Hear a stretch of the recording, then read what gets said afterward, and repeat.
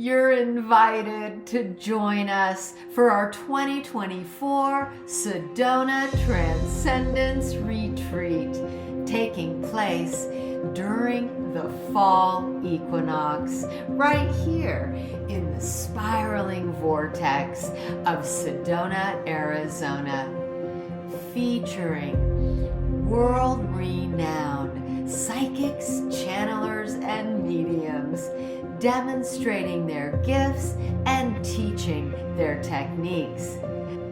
This immersive retreat includes indoor interactive workshops and outdoor vortex journeys. Just visit SedonaTranscendenceRetreat.com. We'll see you in Sedona. Introducing Lyssa Royal Holt, who's been a channeler and author since 1985. She is most known for her in-depth explorations of the nature of extraterrestrial consciousness and how it impacts human evolution. Greetings and thank you for joining us. How fortunate am I to be here with Lyssa Royal Holt in Sedona. Welcome, Lyssa. Thank you so much. And you used to live in Sedona back in the 80s. Back in the day, 88 through 91, I was living here, yes. And we were just saying how different it must have been then. It's so commercial now, even though we still got the powerful vortex and the beautiful red mountains. It was very different. Part of the time I lived out here in the village, and it looks totally different. It's amazing. It's like a different place. And you just live down in Phoenix now, so you're still an Arizonian. Yes, I am. I can't let go of Arizona that easily. Yeah, I like it here too. Moved here from California, which was just getting very crowded and expensive. So did I. I moved here from LA. Really? I was in San Diego. Okay. Yeah, and then ultimately in Northern California, but yeah, spent most of my life in San Diego. Same reason. Yeah. And so in Los Angeles, you attended UCLA. No. I know where you're getting the UCLA thing. No, I did not attend UCLA, but I worked with professors at UCLA. Okay, because Yes. they had a program that they were studying channeling for Yes. personality integration and development. Yes, exactly. So I was part of the group of new channels that were being studied by these professors. My teachers were being studied, and then we were their first students. How exciting. It was really exciting. And especially because you and your family had a UFO sighting in 1979 that triggered your interest in extraterrestrial contact. Can you tell me about that? Absolutely. I still remember the date, October 10th, 1979. I was at the University of New Hampshire, and I came home. My family was in New Hampshire at the time, just for a day visit. But we got a sudden snowstorm. And so I was looking out the window at the snow to see if I could go back to campus that night. And across the street was state land, and it was all forested. And I noticed suddenly there was this, it looked like a miniature sun. And it was floating just below the tree line, which meant that it was in the forest. And it was making all these strange maneuvers. And it was releasing like teardrops of fire. It was very strange. And I became really excited, and we opened the door, and I could hear this sound that was like a low-pitched whine, and it increased to a high-pitched whine, and then it disappeared.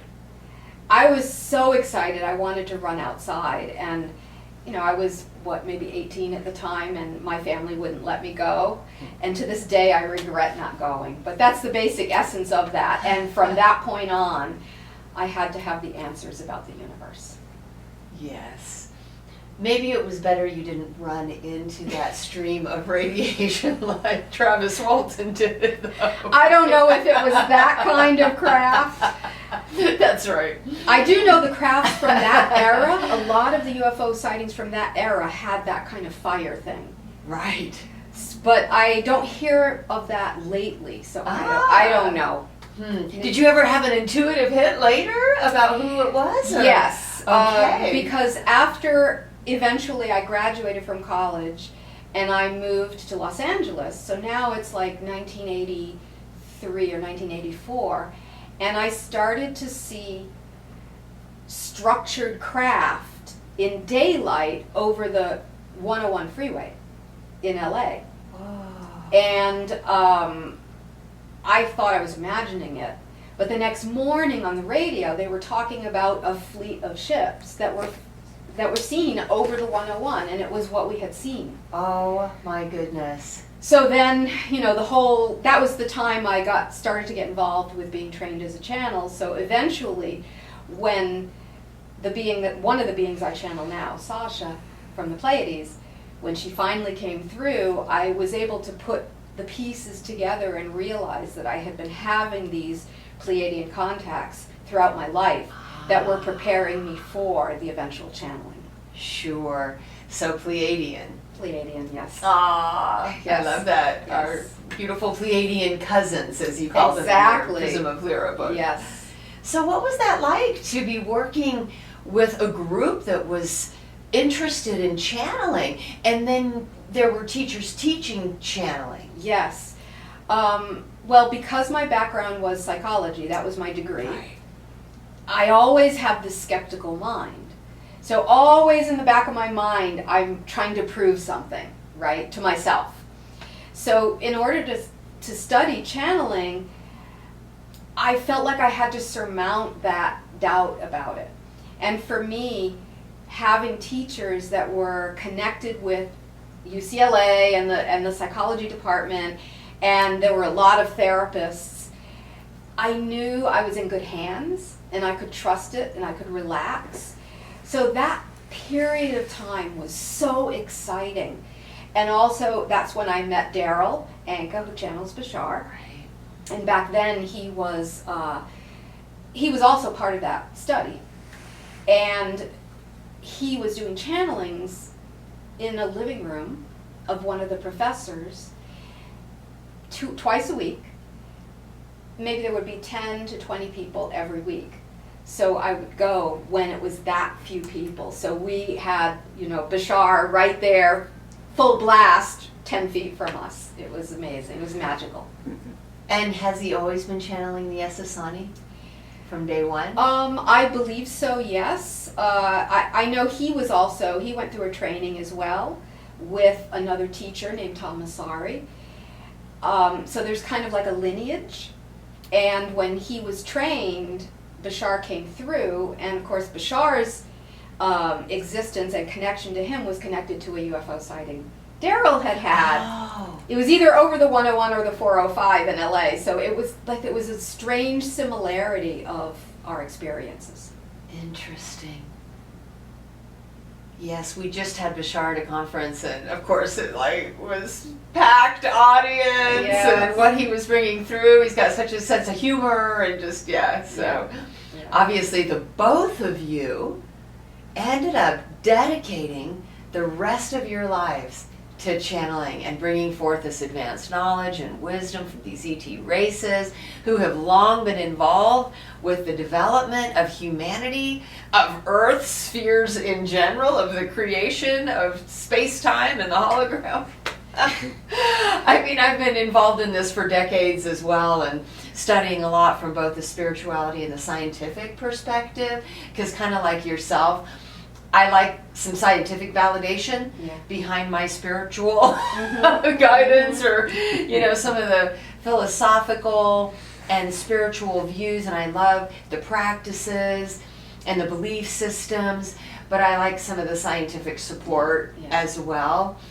But I have to say, Lyssa, your books and the way that you have laid them out to really clarify the founders and how their thought to not know thyself was so profound for me, because I have been telling people for decades, we are on a journey to know thyself. So when I read, this is a journey to unknow thyself, because clearly the infinite sea of consciousness is all-knowing. And so to fragment out of that is to start to unknow thyself, and then to go back on a journey back to remembrance. Yes. So tell me about that. You know, so obviously this was written in the late 80s, 89? 89, yes. Okay. Yes. And so it just started coming through from Sasha, and then ultimately Germaine came through at the end, but... I think it's mostly Germaine. Oh! I started to okay. channel Germaine in 1988 Okay. in Sedona, and so the book was actually channeled in Sedona when I lived here. Yes, no kidding. Yes, in West Sedona, in an apartment, I believe. And so back then, you know, I think I was still in my 20s.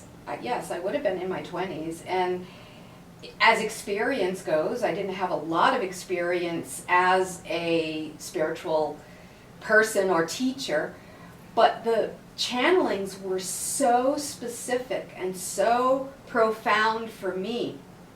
And even back then I was told, you might not understand all of this now, but as you unfold and as everyone on the world unfolds, they'll get to the deeper and deeper and deeper layers of what we're channeling. So I can see that now, but back then I couldn't. It was pretty amazing. That is, and what you brought through is beyond amazing. And so, not to give it away, because if you have not read this, it is a must read. If you have any interest in Galactic Heritage, our connection to it, and how we are the expression of that. Yes. And it is encoded within every cell of our being, and explains a lot about why we're here and the journey on planet Earth, right? And so a must read, but I would like to just briefly touch on some of the chapters as they unfold in the book, if that's okay Sure. with you. Yes. Okay, and so it really starts with what you call the dimensional infusion, and it really is an amplification of a thought, a desire to unknow thyself that then magically manifests that explosion into fragmentation. Do I have that? Yes, of course, in order to explain such a big concept, all we can do is use metaphors, because it's beyond our capacity and our language to express. But it's the whole idea of how do we go from oneness or complete unity, complete integration into an experience of the illusion of separation. So this is something that Germaine over the years has been really trying to express, that even though the way the story is told, that it sounds like there's an explosion out, that in reality it's more like an explosion or a fragmentation inwardly from the one. Because we never leave that's the the one. diagram you Yes. draw. Okay. We never leave the one. Okay. But we go into this realm within the one that is the realm of separation, so we can have that illusion and go as far away from the remembrance of who we really are for that experience, and then hopefully savor the journey back to integration and oneness. I saw a YouTube where you had drawn a circle, and then within, and that was the all, the one, and then within that circle there was another circle that demonstrated the fragmentation, and you drew like a grid. Yes. Okay. Yes. And so the ultimate idea behind it was that the one is emptiness and fullness all at once, and then the fragmentation is in the center. So when you reintegrate, you sort of come back into the emptiness and fullness. Exactly, and to some degree you could say that that middle grid part gets erased because it was an illusion to begin with. Whoa. So some people misunderstand the idea when we hear, oh, this reality is an illusion.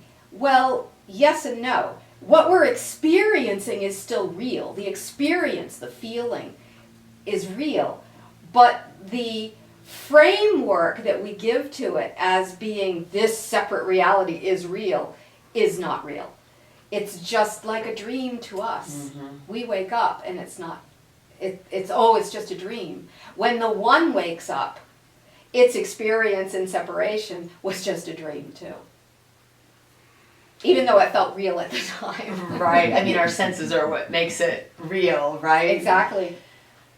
Yeah, I love the ideas behind like neuroscience and, you know, of course, quantum physics, where they're really talking about like, it's just the charges that are firing in the brain that ignite the senses to think that this is real. Yes. Our, you know, seeing, hearing, touching, Yes. feeling.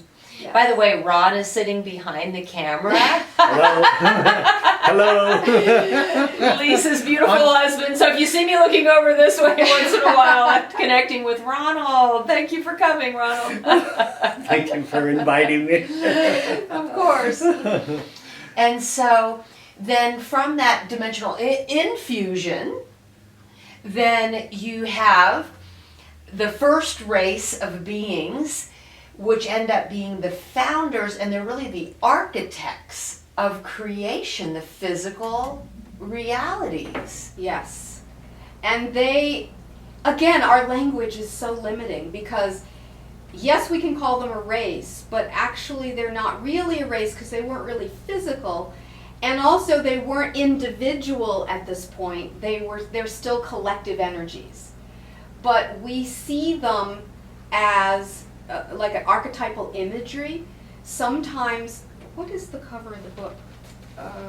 Okay, I'm thinking of the first edition. Okay. The first edition shows a being of what the founders look like, which are usually tall and willowy, big head, big eyes, the kind of standard ET looking being, but that's just a representation. Sometimes they're experienced as praying manti as well. Mm-hmm. So at that level of consciousness, it's all archetype. But yet, they laid the foundation for the further separation and oversaw it and guide us to this day. And they even guide some of the older civilizations like the Pleiadians and the Sirians who have already awakened. The founders are still considered like guides for them too. I like your use of the disco ball, and it's interesting. I wrote a book called Rise Up, and it came to me one day that if a disco ball was in the center of a room, that it would reflect all of these different colors on the walls. And what a perfect place for the oversoul Yes. to be inside of there so that it could see itself in 360 degrees. Right? And I wrote about that. And then I read in your book, you use the same analogy where, yeah, it's the little squares on the disco ball, which each one represents a different perspective from a Exactly. spherical point of view. That kind of reminds me of the founders Yes. inside that. Exactly. The founder energy is very much connected with that kind of disco ball. I know what we're talking about is like really out there, but yes, exactly right. And I can't find a better analogy than that, because what you said is true, that it's slightly different perspectives, each of the little fragments of the mirror. Where we get caught in our physicality and individuality is thinking that my perspective of reality means I'm separate, where it's only just different perspectives, and there's not how many billions of eyes that we have on our planet looking into this reality. It's one consciousness looking through all the eyes, one consciousness looking through the different pieces of the disco ball. And there's the fragmentation, right? So the founders begin this journey of fragmentation, which just continues to fragment and fragment and fragment and fragment into all of these different races. And of course that sounds linear, and it's not, it's simultaneous. Exactly. But there does seem to be an unfoldment, linear or not. It's the way that things progressed. And so then you talk about this white hole located in the Lyran star system, or the region of it. The area of it, or Yes, from right. our point of view, yeah. And it was different back then than it is now. Mhm. But in that region, there was a white hole that when you shine a light through it, there you have the 7 colors of the rainbow. That basically the 7 colors represent what Germain calls the 7 densities. So it's different states of consciousness that move from the most unified to the most separated. And we've been, as humans, and other physical species too, expressing the most separated, which they call 3rd density. And we're moving out of that now into 4th density. So we're starting, as we integrate, we're moving into a new state of consciousness, which would be like a different color on the rainbow, using that as an analogy. And as we continue to integrate, you continue to move 5th density. Again, it's not linear, but our language is linear, and it's the best way to describe it. Moving back home to founder level, 7th density, and eventually the sphere again. Okay. Now this saga that unfolds is a cosmic saga. I mean, that's the word that keeps coming up for me as we experience first the Lyrans, and they seem to have a more masculine energy, and then the Vegans veer off of that with a desire to have a more inward experience. To have a more inward experience, and their intention originally was to explore more of the feminine. But what they didn't understand was that, in a sense, our galaxy leans more toward the masculine. And Andromeda Galaxy leans more toward the feminine, and we're very balanced and linked together. So the journeys for us in this galaxy tend to be more masculine. So the Vegans, even though the intention was to go into the spirit, they ended up going into the mind. And a lot of their lineage shows that, which you read about in the book Prism of Lyra. Yeah, the intellectualizing Mhm. of the spiritual The path. pushing down the emotions and all of that. But still, they came up with Vegan mysticism Yes. that shows up even in our ancient mystery schools, particularly Vedic, which I thought was kind of interesting. Vegan and Vedic, Yeah. right? A lot of it is in the Vedic mysticism, surely. That was a major focus of mine for a while back in around 2012 when I was in Northern California. There was a whole organization that was studying the Vedic path and how the Rig Veda scriptures and all of that, right? Well, the Vegans laid the foundation for the Vegan mysticism early on, before they became more distorted. So later on, they were trying to implement the teachings that they had already created, but they were implementing them in distorted ways. Like, an example of that would be becoming so disciplined with themselves, like you'd see in the most disciplined ascetics on our world, that you take yourself out of balance in your spiritual path because you're overly disciplined. Right. So Yeah. it took them a while to, because all of us that go into separation have to go through that deepest level of separation before we then awaken. So they went through the same thing. Eventually they saw what they were doing, as did the other of our galactic family, and eventually were able to climb out of the hole of that deep separation they created for themselves. And so from Vega, then you have, so you call Lyra the womb. Let's talk about Sirius. And the chapter is called The Sirius Factor. What was their role then? And this is happening sort of simultaneously, if you will.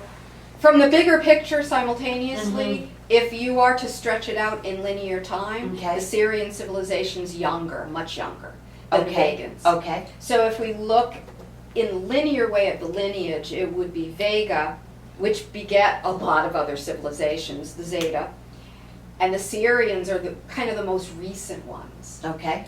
they are super connected with us on Earth because they were here in the ancient times. They were some of the ancient ETs that were here, specifically the ones you see like, I think in Egyptian mysticism and South American with the big long heads and the slightly darker skin. Those were a lot of the Syrian teachers that were here in the ancient time. So they too went through their wound and their healing as well. And each of the different civilizations have their wound and their healing. A lot of that information is not so much in Prism of Lyra, but it's more reflected in the card system. Okay. I believe I read that the Vegans were the first to come to planet Earth when it became inhabitable. Very ancient times, yes. Like dinosaur? Yes, dinosaur and pre-human. Yeah. Okay. Yeah. And then here and there after that. But my understanding, when Germaine talks about this, there was a period of time on our Earth where there were, let's say, territorial disputes by some of the ETs. And so he doesn't talk about those periods because he feels it's distracting for what he is here to teach. So there was a period when, like, it was mostly Lyrans here, and then it was mostly Vegans here, depending on the political situation, let's say. Right. Ancient times we're talking about.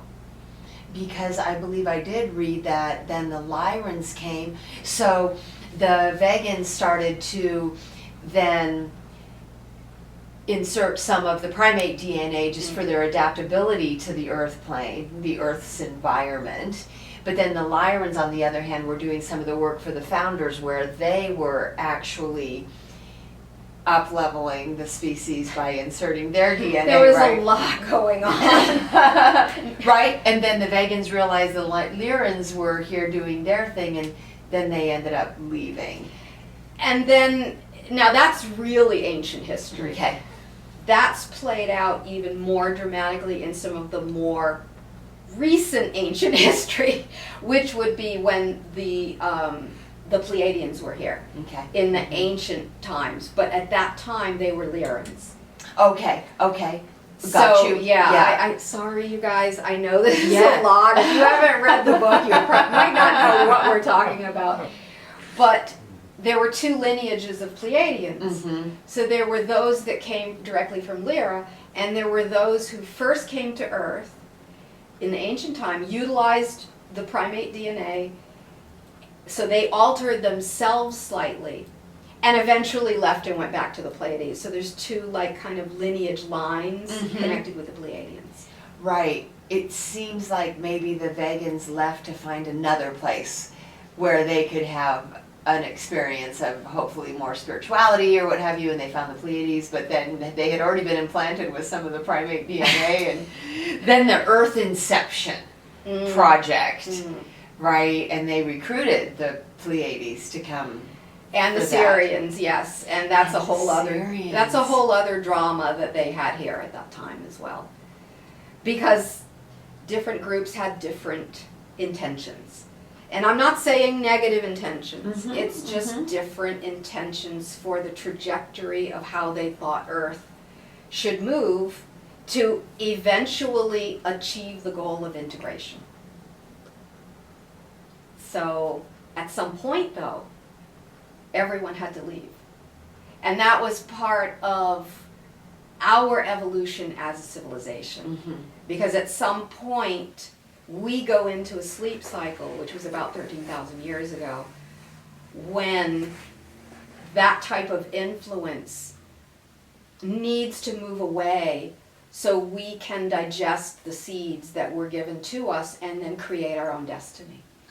Perfectly said. So now, 13,000 years later, the seeds that we planted from the gifts they gave to us are starting to come to fruition. And now we're moving into the potential for our awakening as a civilization. And many of those ancient races in linear time have achieved their awakening and ascension. Yes, but they are assisting us in other ways now. In the old days, they were here physically assisting us in schools and teaching and things like that. Now, it's not so much the physical contact yet, but it's a lot of through channeling or through transmission, Yes. even through light language, and Mhm. it's a level up of the kind of assistance they were giving us 13,000 years ago.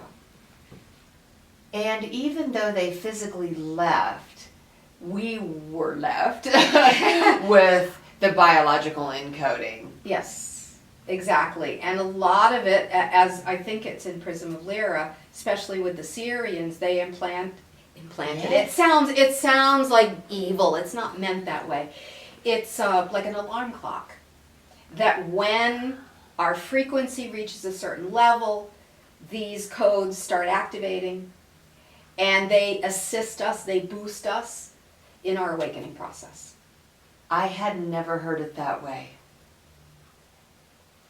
That's what's happening now. Yes, I mean, you know, you hear a lot about the more you raise your frequency, you activate dormant DNA and merge with more advanced consciousness and remember who you are as these different more advanced races, then you ignite dormant DNA. But I hadn't heard, right, that inserted was sort of this monitor of your frequency level, and when it reaches a certain point, it naturally starts to activate the dormant DNA. Yeah. And from what I am told by Sasha and Hamón, who's the Syrian that I channel, that this assistance from older races to younger races is considered a sacred duty. That this is part of what they know is necessary in creation. And it's done in a way that's never interfere. I don't even know if that's a word, but meaning that we're always given the option. Are we going to make the choices to up-level ourselves? Which basically has to do with, are we willing to surrender polarity? And once we are, then all the seeds start activating and they help to till the garden. Okay. It seems like there was some stipulation, maybe it comes from Star Wars or Star Trek or something, right, where they couldn't interfere with any planetary race until they mastered space travel or something. My understanding is there are certain markers that they know they cannot cross. Mm-hmm.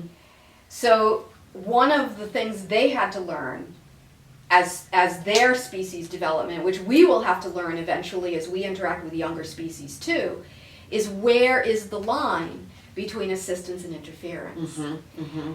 And eventually, I've come to see that as, a friend of mine calls it natural law, which is basically when the universe flows through you and guides you in a way that is not egoic, for no egoic agenda, to assist another, that's an expression of natural law. So for those helpers, those ET helpers that we have, when they see our evolution, they are compelled, in a sense, by the universe, through them, to assist at just the right level for what we need in that moment that is not interfering. Mm. Does that make sense? It does, and it, you know, when you just said, if we then, as an advanced species in the future, were to assist another younger planetary sphere, it really is a fine line.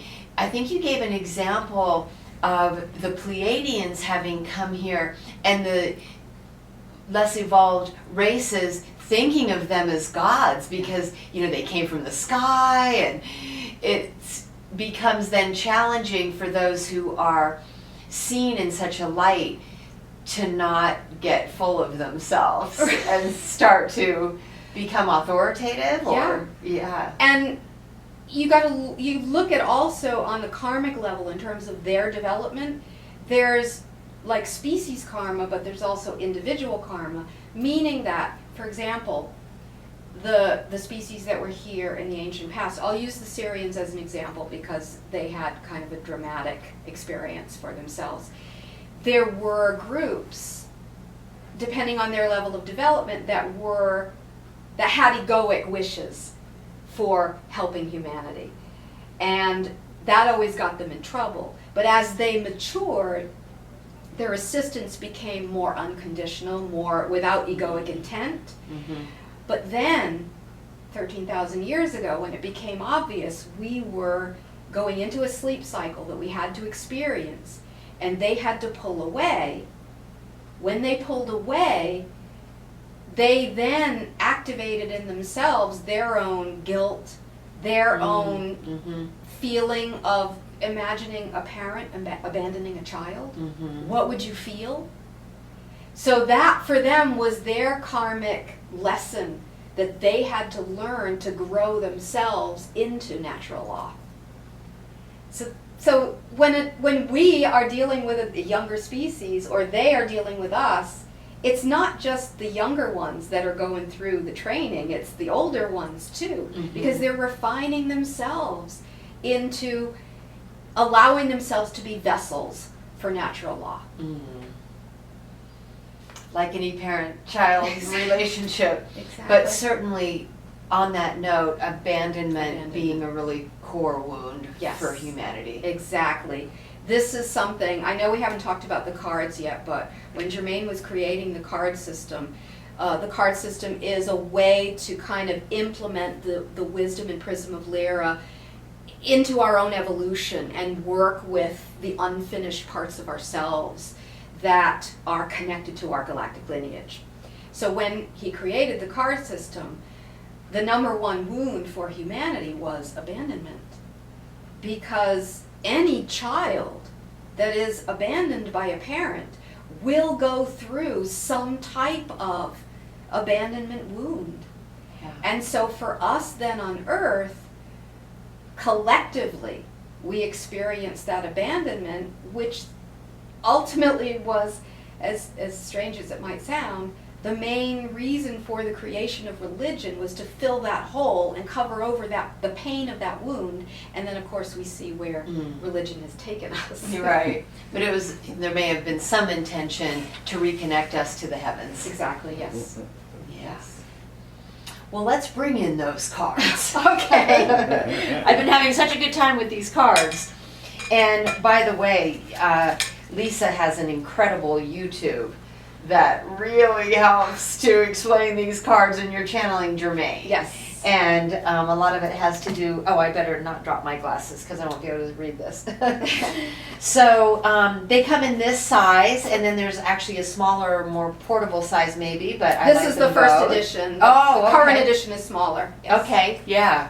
And so I'm just sort of learning how to use them and the different spreads and such, but the cards 1 through 53 really, and then 54 is sort of this transitional card, is the descent into the unknowing or the unremembering, if that's a word, and then the journey back to remembrance. So it's like denser into more and more fragmentation and polarity, and then the ascension back into more light and unity. Exactly. And then I want to bring it ultimately back around to where we're at on the planet right now.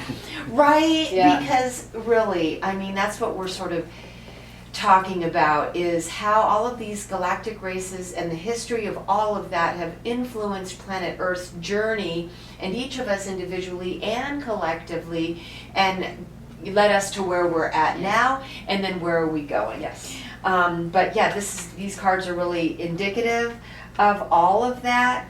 And your artist, David Cow, yes. Cow, yeah, wow, what an incredible job that he's done. And so let's just touch on some of the cards and the purpose of the way they're laid out, starting with, now you didn't start out with 0, which would be the one of, right? The one consciousness, Yes. looking through many lenses. Yes. But we do start with 1, and that's the founders, beyond wisdom. Yes.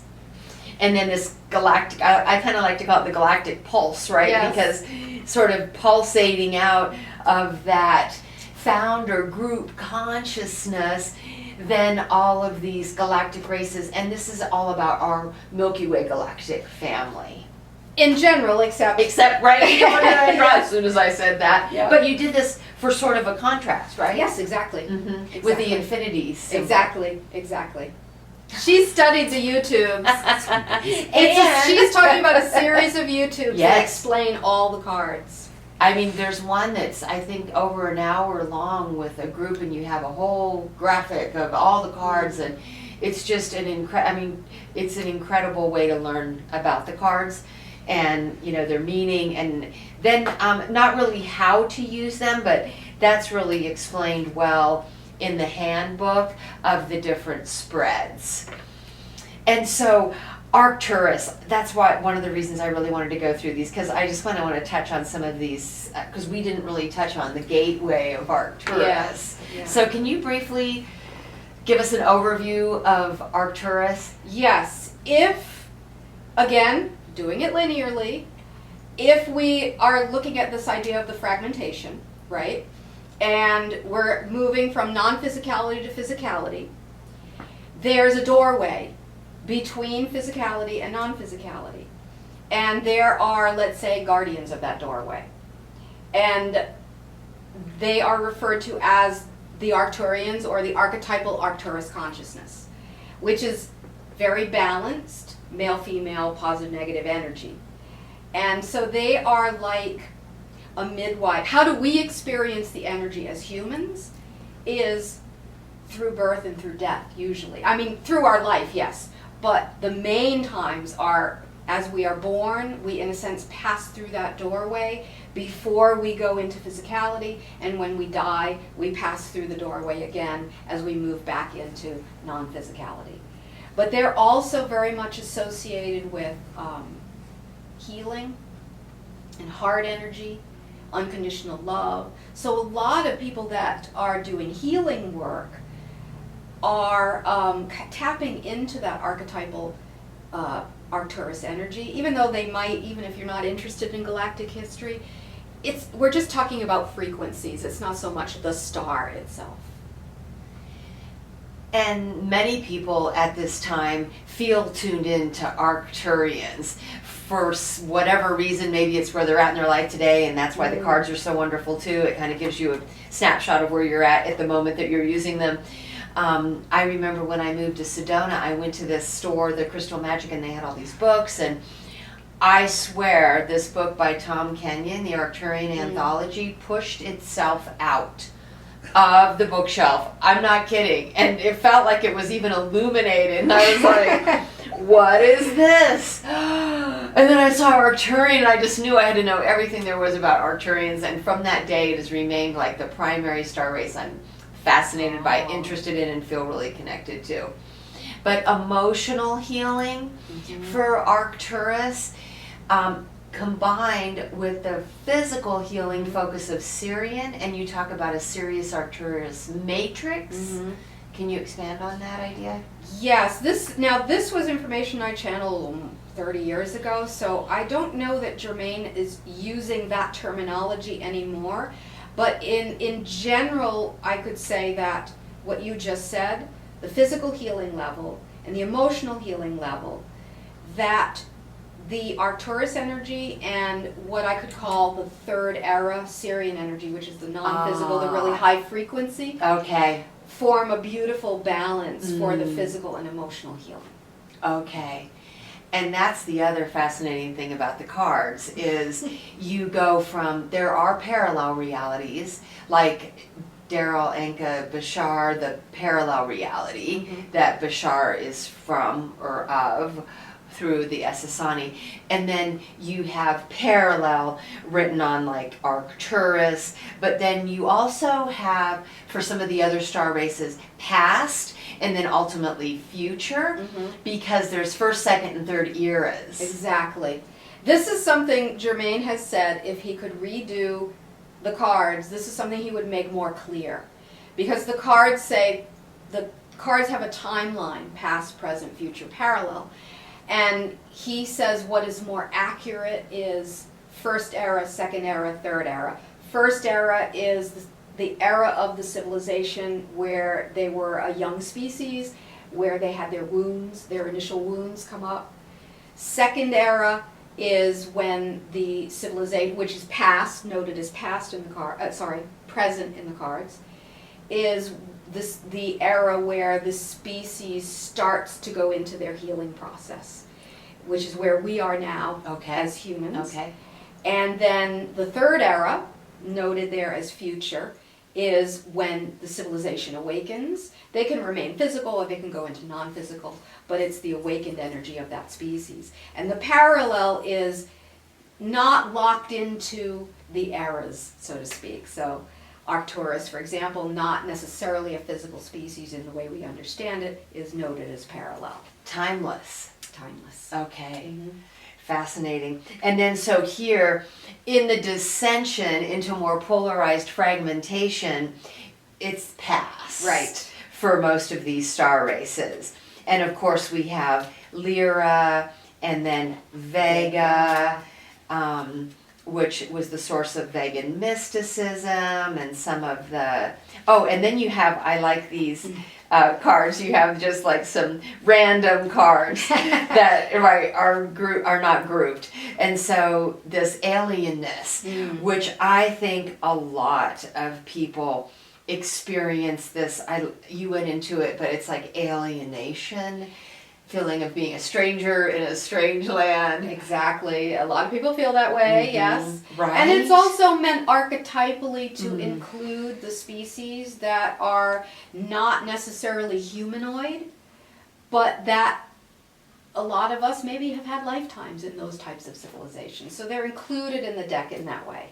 Okay, non-humanoid, parallel. And then the reptilian.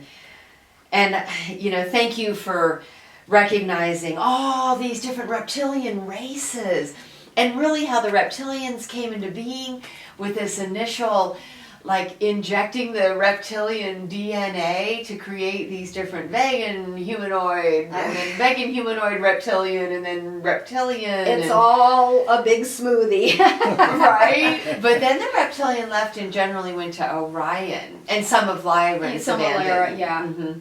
As I understand the lineages, yes. I mean, there's probably a lot more out there that they're not giving because Germain was trying to focus on what was relevant for us. Very good. Yeah. And there's Primal Fear. The one reptilian card is the Primal Fear card because the reptilian energy, for some people, they get triggered by it. Mm-hmm. And so it is definitely connected to us processing our fear. Yes. And fear is a way to learn and grow and expand and Exactly. and insectoid. Insectoid, archetypal insectoid. That's a cute picture. I know, of David you. says. The art is very cute there. Okay, Zeta. And we didn't really go into that, how really the Zeta race came into being from vegan. Mm-hmm. If you took the vegan wound of separating the mental and emotional body and you put it on steroids, then you would have the the Zeta experience where they really separated and really pushed down the emotions and became so out of balance that they nearly destroyed their species. So they had to then find a road back to the integration of the mental and emotional bodies.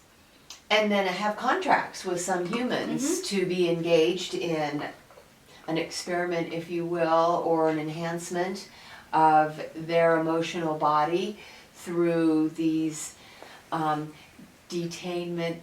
detainment experiences. Sounds so much better than abduction. Bashar's term, we'll give him credit. Is it? Oh, okay. Well, as far as I know it is, yeah.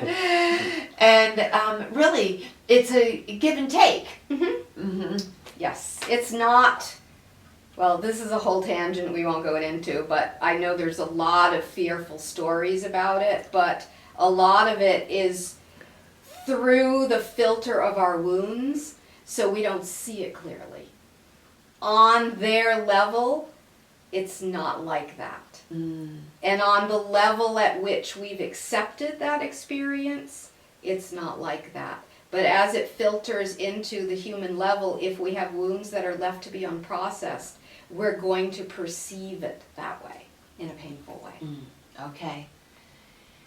I've often thought with that sort of DNA experiment, and even Earth being a lab for that type of DNA experimentation, that since the beginning it's been an intermixing of different DNA.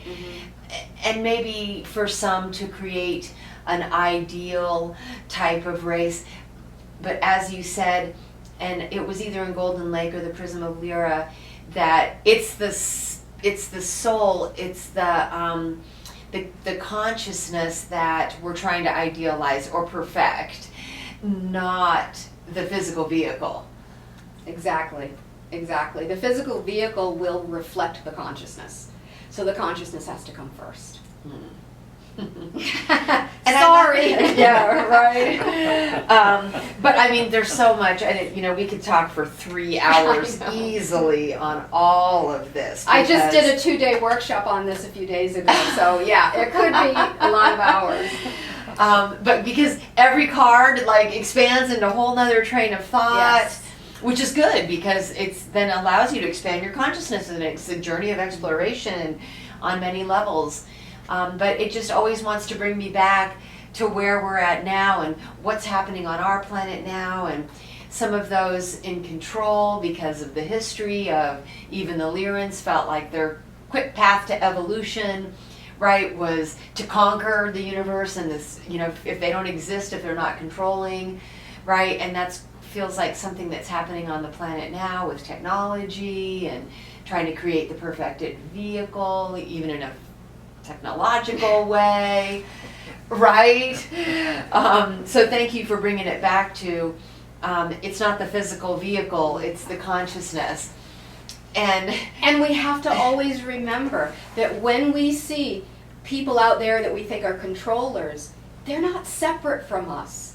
It's all the disco ball, like you said, with the different perspective, thinking that's the way home. No, this is the way home. No, this is the way home. But it's all us trying to find our way home through the different apertures through which we're seeing our reality. So we always have, when we get lost in blaming these negative people or the government or whatever, we get lost into the spiral of separation worse. So that's part of right now when you talk about being interested in what's happening on the planet right now. That's like the most important thing that we have to keep in mind as we are journeying through this bumpy road right now, is that nothing is the fault of anything out there. It's our consciousness and the kinks in our consciousness that are still separated, trying to work their way to the surface and being released. And just honoring the role that everyone has come here to play, and not labeling it good, bad. Exactly. It all just is. And if we have the opportunity to get off this wheel on an ascension journey, wonderful. And there's a lot of people who are heralding humanity in that direction, but there's also possibly on this wheel a descension back into dark ages, and there's those who have to herald humanity back into that too. And so we've just all come here to play these different roles. And every civilization, every physical civilization has had a thread of ones that don't choose to go into the awakening. And then they have to find other ways, whether it's parallel realities or other planetary systems, in which to continue to explore that idea. And they're just not ready. They're not at that level on their evolutionary journey, and they're still learning. They're still learning through separation and duality, and that's one way to learn. But because we're all one, our awakening provides the momentum for them in their future endeavors to move upward in their awareness. So each of us then make a difference for all those that maybe are still resisting the process. Yes. It reminds me of all of our different soul aspects too, and how if one becomes more awakened than another, it affects the other, but the soul, the big karmic entanglement, right? And this the oneness, ultimately. Solar consciousness. Can you describe this card? Yes, this is the card that's representing our sun. And because sun is, suns are doorways, basically. Right. There's a couple of levels to this card. One is that it's a doorway to all the other suns, because they're all connected. but also archetypally speaking in the deck, it's representing our higher self Mm-hmm. or our higher nature. Yeah.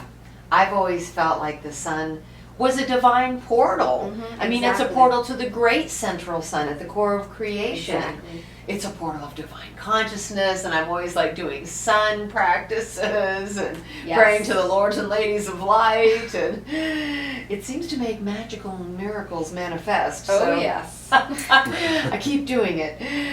Orion. And Orion seems like a really mixed bag. I mean, it's been categorized, especially like in the Law of One, as the service to self Versus constellation. service, yeah. And Well, there's some first reasons for era it was. that. So that's why it's a mixed bag. The Orions were the ones that chose for all of us to go through the deepest, darkest level of separation. So their lessons have provided the momentum for our integration of polarity too. So their healing, that's their first era. Their second era, their healing was also as dramatic and profound, like bringing two chemicals together that explode. That's how their awakening happened, in that dramatic fashion. And then their third era, I know I'm jumping ahead in the cards, Oh, that's okay, yeah. but their third era, which is the last cards of the deck, Germaine said specifically because their integration of polarity was so dramatic that they totally transcended into light and are now some of the main cheerleaders for us that are providing the momentum for us to integrate our polarity. That feels really good. And how the indigenous cultures, Egyptian all the way to Hopi, refer to those three belt stars as the gateways to the gods. And I diverse, but my father had a really profound missing time experience way back in 1950. And growing up, my father just pointed to those three belt stars and, knew that they were very significant for humanity. And so rather than, seeing that as a place of selfish beings, right? Yes. They've gone through their process and now they're super powerful, awakened, ascended beings in support of our ascension. Exactly. Yep. I love that. Very So good. the pyramids on our world Right. are a reminder for us of the path our ancestors have taken and how we maybe shouldn't fall into that same path, but also an energy of momentum for us to integrate our polarity as well. So they're really gateways to those the different Orion eras, depending on where your focus is. Right, aligned with the three belt stars, and then here in this desert southwest, the three Hopi mesas aligned with the three belt stars of Orion, and their whole story about the Syrian Kachinas, which we can talk about once we go out on the land. Yes. And interesting with service to self and service to others, and the way that you've described it, or Germaine has described it, is so interesting because it's not like one is better than the other necessarily, because the service to self has a notion that by serving the self, they're serving the whole. And you wrote this, so I'm just it's not like I'm telling you this. You're like, yes, and I wrote that. But the service to others can actually go so far as to relinquish the self or their value to put others first. This is a very good point, because the dynamics of the Orion energy, I just said their integration was very dramatic, right? So they had to go to the very edge of separation, the darkest, deepest as possible, in order to, and the light, as far, far, far into the light as possible. So when you have the two intense poles, when they come together, then the awakening or the transcendence is all that much more intense. And so that's how they did it. I don't think we're going to do it that way, but I mean, who wants to go through that? I know I don't, but they did it for us. I kid you not, I just had a large conference here in Sedona my presentation prior to diving into this material was the middle way is an ascension portal. Totally. Absolutely 100% spot on. They could only get to the middle way, the Orions, through this dramatic way. But they, and especially the Sirians, are now teaching us more about the middle way, as they call it the point of paradox. When you can see both poles existing simultaneously without an attachment to either is the way. Yeah, non-attachment, non-judgment. One of my first practices, spiritual, was Buddhism. Dove deeply into Buddhism for many years. And of course, they're about the middle way. Yeah. You know, but I just wanted to bring it not out of Buddhism, but into more clarity for the large audience to, you know, say that, you know, we honor both the roles of the light and the dark on our journey, and we chose to come into this reality of duality. And so really balancing the light and the dark, the masculine and feminine, is the key to ascension. Because on the spiritual path, you can tend toward the light so much. And there was a race that did this in your book, where they negated negativity so much that they became isolated completely. Yes, they forced utopia, I think, in Golden Lake. Yes, to the point where you can't force utopia, right? Right. So it was not in a balanced way. So you can take negative or positive in either direction to the point of too extreme. Absolutely, that's what it was about in Buddhism. The the extremes aren't healthy. It's more coming to a middle place. And I think that's such a good lesson for us in the here and now as well, that in the galactic history, this particular race became so isolated that they became unaware, even with their open heart to serve, of the struggles that other star systems were going through. And once they were visited, I think, by the Lyrans, who kind of snapped them back into, you know, like, be grounded and centered in what's happening in the greater galaxy, because you're here to serve, that then they set out on a mission to serve those who are suffering. So it's not like having your head in your center, looking the other way. It's really grounding and centering and say, how can I serve to alleviate the suffering, Buddhism, and then on my own awakening and ascension journey. Because service, as we know, is a huge part of that. That was definitely one of the Pleiadians' path. There is a card in there expressing that, the devotion to service card. Ah, okay, on the way back home. That's weird. On the way back home, This is the Pleiadian past and the Sirian past, which we kind of dove into. And now we get into the Earth cards. How exciting. The Lemurian era, right? I mean, how many of us are obsessed with Lemurians? Well, it makes sense because I have to define what is meant by eras, because Germain always talks about Lemuria and Atlantis as eras rather than places.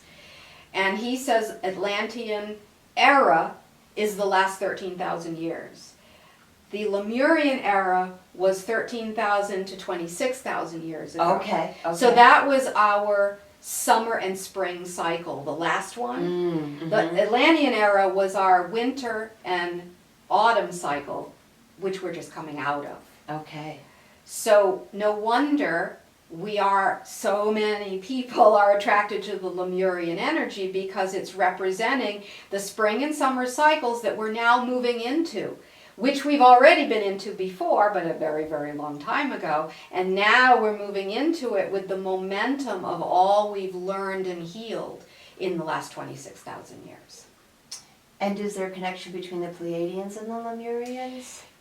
In the sense that they were here during that Lemurian cycle, specifically like 13,000 to maybe like 20,000, I don't know exactly years ago, but they were actively here and during that era and actively working with the new humans. So that's where the connection is.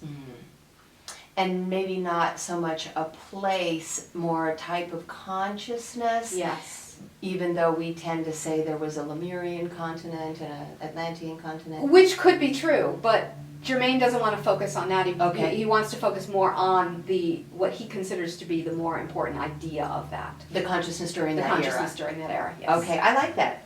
And then the Atlantean era. Mhm. And the missing link, which I've always found so fascinating, right? It's when we became Homo sapien Yes. overnight. Yes, and there's lots of layers to that card. Because sometimes the missing, and it depends on how you're reading it with people, but sometimes the missing link is consciousness itself. And if you look at, right now, everybody thinks spirituality and science are two very different things. Well, the missing link is consciousness is what brings them together. So that card has a lot of different layers to it. Oh, that was beautifully said. My TV network is called Sci-Spi.tv, merging science and spirituality to give us answers to the greatest mysteries of It's creation. perfect. We have a lot in common. Oh, perfect, perfect. My next idea, whoa, is because I started watching a lot of religious stuff because of the end times ideas, and I became like pretty fascinated with the Book of Revelations, which is like mind-blowing. And then, you know, some of these YouTubes of different churches that are talking about the end time prophecies and such, but still really like condescending toward many things which would be more spiritually inspired. And one of my family members looked at me at a family gathering and said, "The only place I'm divisive is in my faith." Okay. Paradox. Right? Paradox. That was awesome. I was like, I believe that about religion, but I'm keeping, you know, there was things I wanted to say, but I wanted to keep the peace more. So I didn't. But it was like, we're all about unity. In any case, what if there was an opportunity to merge spirituality and religion to really create more unity? And then I realized with Sci-Spi, like, what if you had spirituality and religion and it's spiral? And then I went, whoa, spiral? I mean, wow, Perfect, Mr. perfect. Sacred Geometry, right? Spiral? Like, Susanna, I cannot believe your research. You are a phenom. I'm telling you, I'm like trying to keep up with her. Yeah. This is still rolling, right? Yes. Okay. Audience members love this. Okay. I'm like, not many people can exhaust me. And I'm not exhausted. I'm just like, because I'm a fast processor, not many people are faster than me, maybe. Okay. So anyways, if I get the courage to do that, Spiral's my next project. Okay, anyways. Spiral ties it all together. Isn't Sacred that geometry wise, yes. Whoa, who knew? The ancients knew. Right? Yeah. And We forgot for a while. an opportunity to maybe unite through that symbol. Okay, back to the cards. Abandonment, certainly. And I've always wondered if just, you know, this idea of Mother, Father, God, Goddess, like throwing us out there into the far reaches of time and space wasn't really the original abandonment wound. Well, yes, you're right. You're 100% right. And Jermaine talks about that, but he said to heal that is harder. So Okay. if you work on your abandonment wounds that are closer to your physical experience, then it can reverberate back to the original abandonment. But you're spot on with that. That makes so much sense because either way it's a parent-child relationship, really. Mhm. Conservative attachments? That is representing how we're too scared to give up the old way of doing things. Whether it's on a collective level or even on an individual level, like I don't want to change brands of tea or something, you know? I mean, Right. it's whatever Right. we're attached to that we can't let go of. Coffee. Guilty as charged.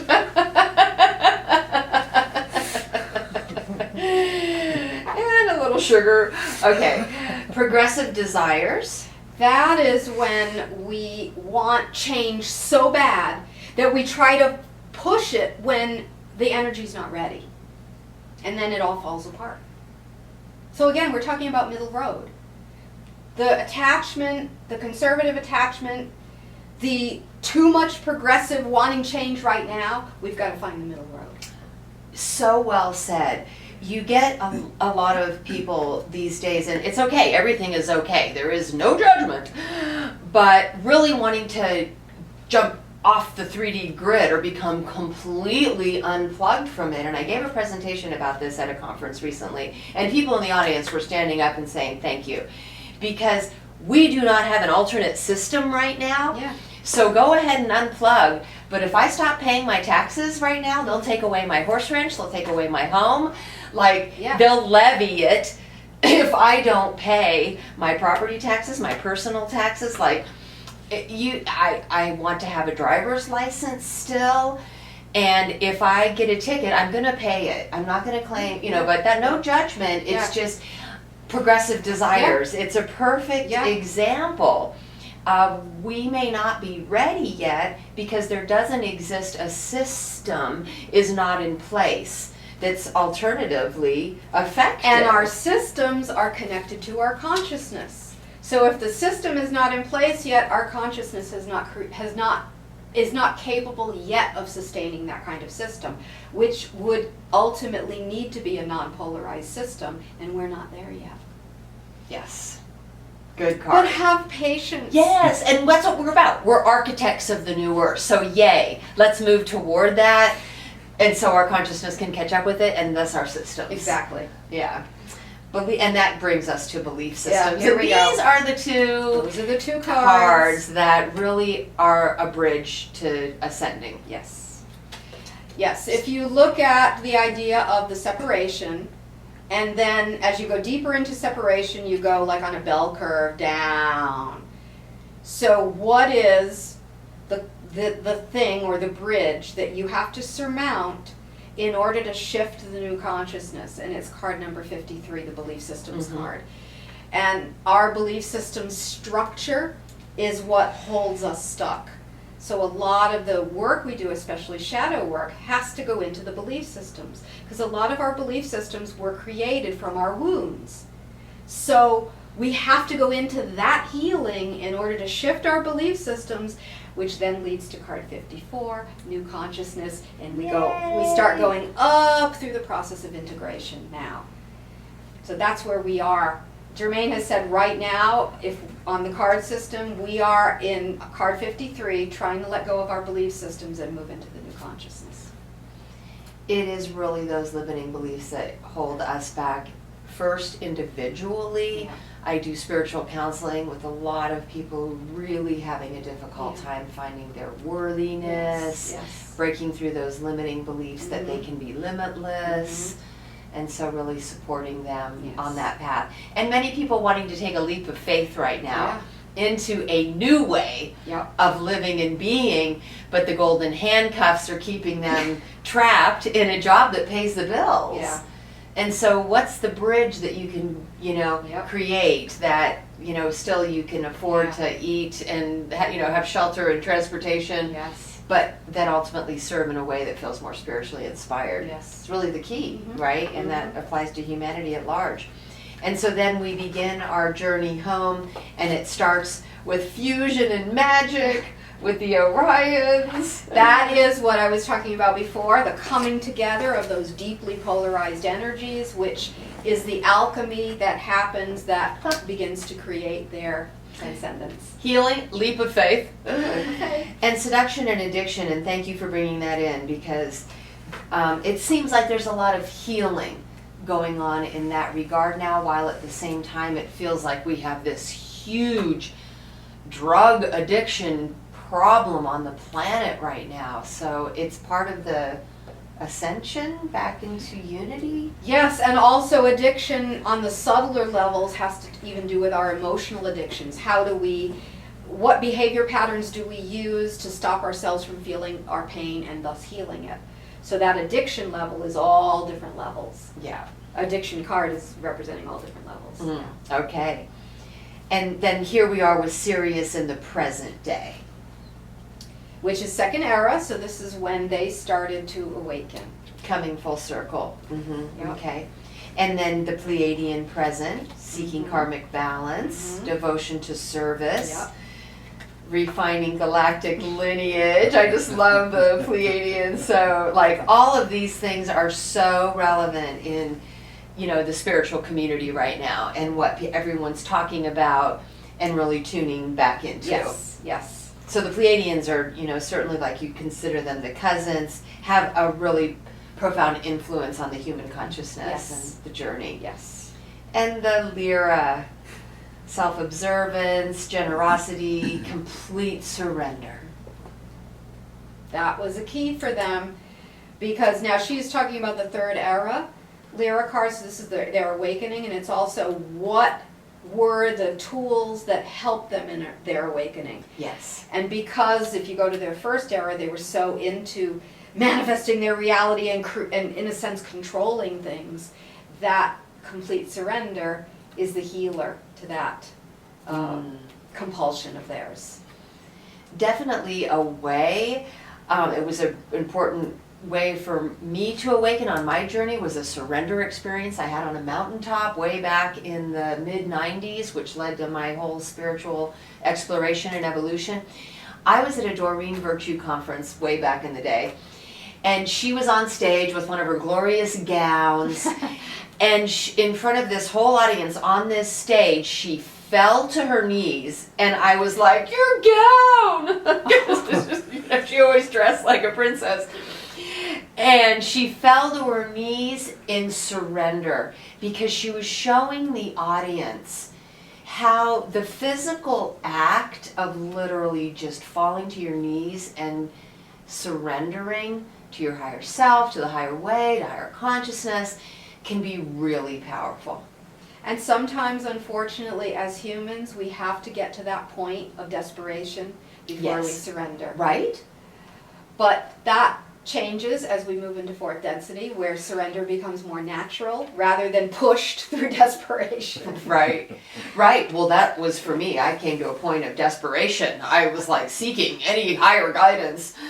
But that's how desperation serves. That's how suffering serves. It's awakening from suffering.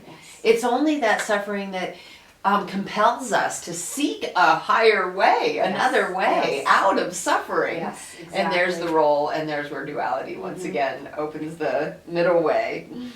Vega future. That also was the keys, the tools to their own letting go finally, and their own integration of their their mental and emotional bodies. And then Earth future. Graduation. Yeah. Being the mentors, right? And seeing the one. Yes. So many people now are really starting to experience a more and more profound sense of oneness. Yes. Oneness with one another. Yes. But oneness with all that is. Yes. Yes. With the plants and the trees and the animals and all of creation. Really such an incredible sense of bliss when you really experience that unity. Zeta Reticuli present. Yes, when they, this is the present timeline? Yes. Yes, Renewed hope. Their healing, yes, their healing process. Because they've integrated now some of They're that starting more human to, DNA. yes. And they're learning how to love, how to feel, how to be tender, how to nurture. It's a big journey for them to get there. And this is just also positive, Lyssa, because there's no more like darkness around than the Orions, and we don't see the Greys as, being these heartless, emotionless, robotic type beings. We're seeing the humanity in all of the races. Yes. I mean, not humanity's stuck to Earth. I know what you mean. Yes. It's true. It's true. And not that we're stuck here either. Hybrid. Yes, Parallel. hybrid, again, that's like an archetypal card representing basically all different kinds of Right. hybrids. And many, many, many, many. Yeah. Which is the Yeah. coming together and the creation of common ground. Mm-hmm. Oh, the dolphins. They had to be represented. Yes. And really connected to Sirius as a way for the non-physical Sirius beings to then express Yes, exactly. through the dolphins, and Yes. then group consciousness in the whales. And one of the reasons whales are so gigantor. Yes, exactly. Exactly. And then the future Pleiades. hmm Open contact. Yes, right. And may they be the first ones to visit because they would maybe be most resonant with the advancing humans. Yeah, probably. I think so.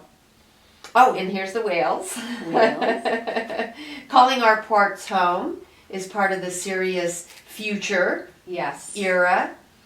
That's one of my favorite cards, number Oh, 92. Calling my part. okay. It's the integration Okay. card, basically. Mm-hmm. Calling our parts home. The parts we have not wanted to embrace, calling all of it within ourselves home within us. Because this is really an expansion of consciousness where now we're starting to reunite with all these different soul aspects that we've dispersed throughout all these different timelines and Yes. dimensions. Yes. Right? It's like, this has nothing to do with the movie No One Left Behind or Left Behind. But you sort of get that no one left behind Mm-hmm. because you're reuniting Yes. with all of your fragmented aspects Exactly.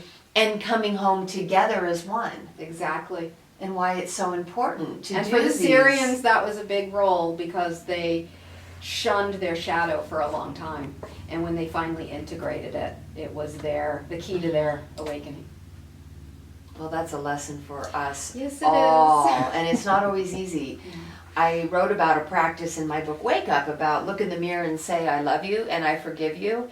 And to be honest, when I first started doing this practice, and not that it's something I necessarily made up, but it felt appropriate for this time in this book, I couldn't do it. I looked in the mirror and I was like, I love, not really. Right? And I just kept doing it and doing it and doing it and doing it and doing it and all the spiritual practices and meditation and walking, and finally I was able to look in the mirror and said, I love you. I love you, and I know I'm looking back at God, and God is all and God is love, and so I am love, and I love you, and I mean it. But it was a journey, right? And then the forgiving too, same thing. No, I don't. And I had a lot. Like I felt like I really needed to work through, right? Everything from being a little kid stealing a pack of gum when I was a kid, you know what I mean? And my mother drugged me into the. Oh. I don't even know if I knew you were supposed to pay for it, honestly, but you know, it's like bad girl. And then all the times from there on, you felt like, you know, like, right, you were a bad girl for whatever reason. And you really, worked through all of that until finally, like Buddhist has a practice I found to be really powerful. There was a book called The Moral Downfalls of the Bodhisattva, something like that. My sister gave it to me and I was like, what does she think I've done?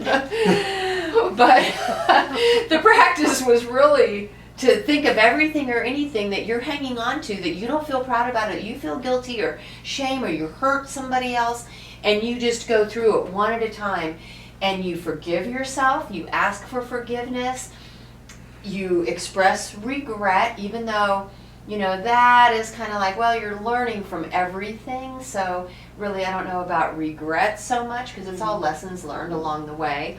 But it was sort of like repenting, like sort of in a religious sense, but to declare that you won't repeat that sin again. Yeah. It was sort of like, I'm on a path of self-improvement, I'm learning from my mistakes, but I won't be repeating them.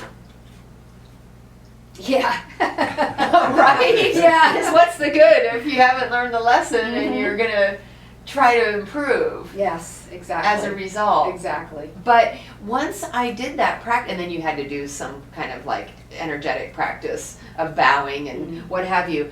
But it was so powerful that I couldn't even remember some of those things That's then great. after. It was a Yeah. powerful letting go. Mm-hmm. Yeah. Anywho, the Community Association of Worlds. Now, tell me more about this association of worlds, and are we part of it, or do you have to earn a spot? My understanding of it is that, in general, the active members are those that are interstellar species. But they see us, planets like us, as parts of it, in the sense that they are, protecting us is kind of a dramatic word, but they see us as their responsibility to look after, so to speak. Okay. So as we Okay. start to awaken in our consciousness, heal things on our planet, get closer and closer to being able to go out into the universe as equals and see ourselves that way, then they take the appropriate steps to welcome us and get us ready for that. Mm. So Beautiful. that's them, yeah. Association of worlds, and now the Zeta Reticuli future. The Mere awaken. reflection, ultimate evolution, and the Yeah. paradox. And the paradox, because they had those big polarities to work through and they found the middle road. And then the ultimate paradox being the emptiness and the Yes, fulfillment. yes. And then the Esasani. Yes. Integrity, alchemy, spiritual sovereignty. And then finally, Orion Light. Germain deliberately changed the name of the last cards from Orion to Orion Light because of their dramatic integration and the ending point of emptiness, which is fullness, which is back to the one. And 108, which we all know is 108. significant. The number of beads on a mala Yes. string. And yeah. Yeah. That was not Lisa, intentional, it's how it worked That's out. how it worked out, and Yeah. that's how you know it was perfect. Yeah. And the middle card being 54 or 53, Yeah, that I know, it's merged. amazing. Right, no, Yeah. that is amazing. And these cards are incredible. I look forward to using them for readings with many of my clients so interested in their galactic heritage and just the impact of the galactics on our consciousness. Yes, And yes. so bless you for all the Oh, time, thank effort, you. energy that you put into this and this beautiful book that goes with it. There's different spreads at the back of how you can use them for readings. And so, yeah, really powerful. And of course, you know, we focused on the Prism of Lyra because I've always said Lyra. It Now I doesn't want to say matter. Lyra, but I say Lyra, but it doesn't matter. I say Lyra, you say Lyra. Tomato, tomato. But of course, that's just one of your many books, and the Golden Lake, and That's this- the newest one. the 9 Serpents, right? Yeah. And so, yeah, just tell us a little bit about the 9 Serpents. Okay, so the 9 Serpent, or School of the 9 Serpents is what it's called, is related to the ancient Vegan mysticism. So way, way, way back when they were in their first era, but they were more balanced, and they were still retaining some of the knowledge of the One. They created a spiritual system of, you could call it like a spiritual school, that was meant to assist us as we went through our incarnational cycles on many, many, many different planets, that would help keep the knowledge of the One alive and how to disentangle ourselves from the matrix of illusion that we fall into as we are separated beings. So the 9 Serpent School is actually a non-linear school of 9 schools within it that work with different parts of this awakening process. Much like Hamón and Sasha talk about it, like if you look at a cloth and the fabric of the cloth has nodal points. And when we are not awakened, the cloth is really tight and we can't see light through the cloth, right? Okay. But as we start to go through our awakening process, the cloth begins to open and we start to see the light through it. So there are 9 points of where the threads cross. Okay. Okay. Mhm. And each of those 9 points are the different schools. Oh. So as you do work in those schools, and it's described a little bit in Golden Lake, as we do work in those schools, the threads become weaker until we're no longer bound into the illusion and we remember our true nature. So this school, apparently, they say, has been on many different civilizations and many different star systems. And it first came to Earth in the East, of course. So the Vedas and all of that, the ancient Hindu teachings, ancient Tibetan, not the current Buddhism, but even earlier.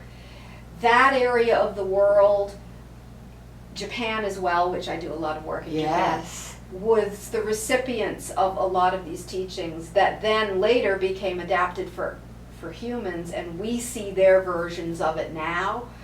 But the essence of it is written about in that book. So they just really started doing these teachings for some of my more advanced students live. And so I'm working on that now, creating that workshop. The School of Nine Serpents. School of Nine Serpents. Oh, I look forward to diving more into that, and then going online and seeing how those schools are available. At some online, point it will right? be. Right now I'm working specifically with my students in Japan with Gotcha. it. But we're, it's But that's been wonderful in one way.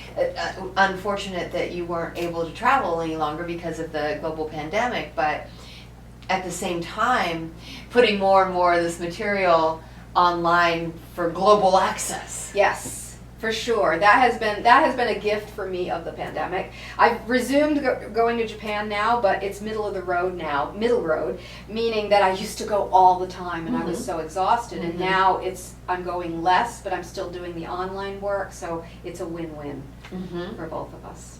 And Ronald built you a beautiful office. Yes, he did. I have my own Zoom room. I think you know more about me than I know about me. I'm trying to remember what I said. What I told you. Right? You have mad construction skills. Well, thank you. Yes. Came from the quantum. It was an answer. There you go. Okay. Channeling your construction worker in the Sirius. Why not try this? Right. Okay. And then preparing for contact. I love the subtitle, A Metamorphosis of Consciousness. Can you briefly give us an insight into? Yes. This book is really close to my heart, the Preparing for Contact book. It was originally, the first edition was from 1994, and I had channeled the information about it, about how we can be active participants in the contact process. And for me back then it was cutting edge information, and so the book was sent to the publisher, and then I went to a conference. I was speaking at a conference, and Stephen Greer from CSETI was at the conference speaking. And this is 94, so this was a long time ago. And he was talking about exactly what I had written in the book, and it just blew me away that it was finally coming to our earth plane, and we could start on this process now of actively being a role in contact. So this book is the second edition, which also talks about, it has more channeling of course, but talks about some of the contact work we've done out in the field and the experiences that we've had, and how you too at home can have the contact experience. And or come to our fall equinox retreat. That's true. Here in Sedona, where we are likely going to have access now to a personal property. That's a large 200-acre property, and Alan Steinfeld connected me to an individual who owns that, and he is open to the idea. Now I still have to chat with him this afternoon. But for our fall equinox retreat, ta-da, Lyssa Royal Holt. This was my wish because we were hoping we wouldn't have to limit it to a small group. Right, so typically we have to limit it because of access to places. But if we get access to this property, then everyone who attends the retreat can come for a mass CE5 experience, right? I'm hearing this for the first time now, Yes. by the way. Right, and I just got a text from Alan. He had told me a couple days ago about it, and then he just connected me with this gentleman whose name I won't disclose, but he's given me the contact, and I will call him this afternoon. Fantastic. And so it's likely, that we'll be able to do this. Okay, you have to come to the conference then. And with the conference, we also do journeys out on the land. And so Lyssa and her and I will discuss where she would most prefer to go, but can take 30 people on this journey. And we have, many other presenters too who will also be taking people on journeys. So there's plenty of opportunity to go on journeys. But also then you'll be teaching a workshop in the main room, which you can have over 250 people in the main room for a workshop. And then also, of course, your presentation. So very just honored, and it's such a privilege, Lyssa, for you to be such an integral part of our fall equinox retreat, September 19th through 21st, right here in Sedona. I am so excited. I cannot wait. It can't come fast enough, and I really hope all of you will join us. Yes, absolutely. Well, thank you so much for your time today and for coming to Sedona. You have one last book, Millennium, that I don't want to miss. I believe you wrote this a while back. Yes, this book is 1997 or 1998, before Y2K. And it's a lot of the teachings, the foundational teachings that Germaine and others are still teaching today, but it's a really good starting point for techniques and things like that. Tools And for the techniques. coming ages. Very good. Yes.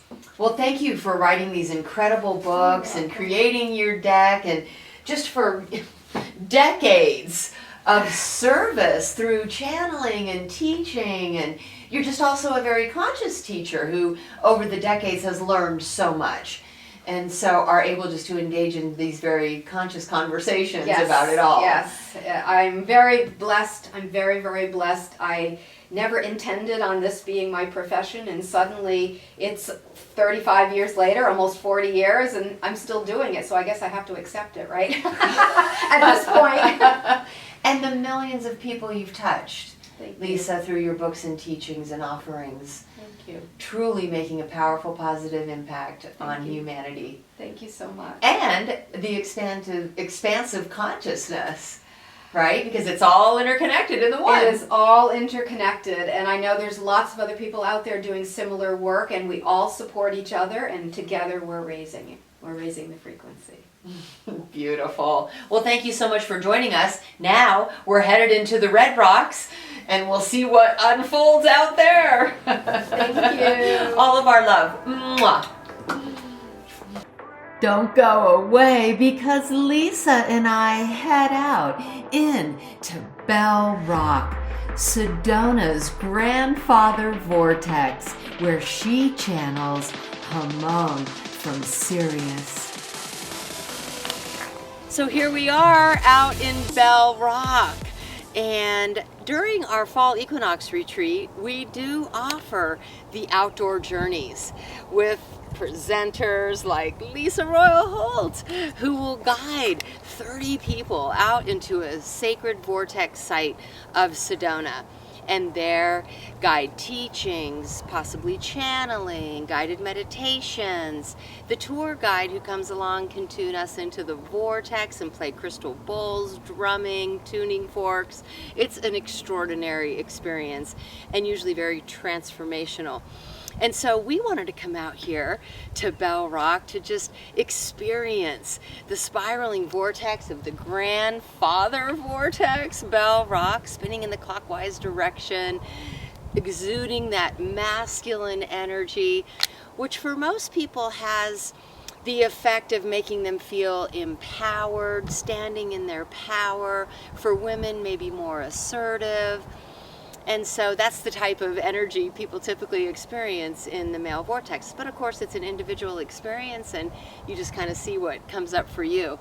But it's always going to be of a higher frequency, because anything that's spinning is going to have the higher frequency, the higher vibration, naturally moving you into these states of theta, like you would experience during a deep state of relaxation or trance meditation. You naturally move into those higher brainwave states here in the high vibrational vortex. So it's just fun to be out here, Lyssa, and I know you lived here when there weren't even parking lots at these Yes, Red Rock that's true. That's true. Bell Rock has a special place in my heart. for me, it's always been my favorite because I associate it with contact energy. There is a lot of contact energy here, and back in the day, in the 80s, when I lived in Sedona, we would sometimes go up on Bell Rock and do contact work at night. So this is the perfect place for us to have our chat today. And do tell, what kind of contact experiences did you have? Well, back then, contact experience was very different than it is now, at least in my experience.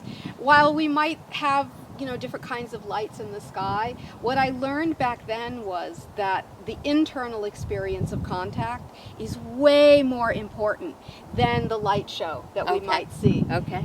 And basically speaking, when we do contact work, it gives us an opportunity to connect with our multidimensional self, ourselves on other levels of reality, many of which are extraterrestrial in nature. And so this isn't just like an entertainment thing, it's actually facilitating a process of integration within us of our own different parts. And that helps us expand our consciousness and really begin that journey to the one that we were talking about earlier. When I first came to Sedona, I fell in love with Bell Rock, and it's still my favorite rock. Me too. And so I would just hike out here and sit on the rock and just tune into the rock and see what the rock wanted to share with me, what the rock wanted to facilitate bringing through for me. I felt like I had a powerful third eye opening experience on Bell Rock and really felt tuned into this ancient masculine energy of reverence. So I really felt like reverence for the ancient masculine and also this like ancient wisdom. Yes, absolutely. It was always the sense of that beautiful balance between earth wisdom and cosmic wisdom for me, and that's why I love Bell Rock so much. And some people think that Bell Rock might be a spaceship. Ready to launch. Who knows? We enter the fifth dimension, right? But it does have that connection with our galactics, certainly. Throughout Sedona, at these different Red Rock locations, the galactics come up so vividly.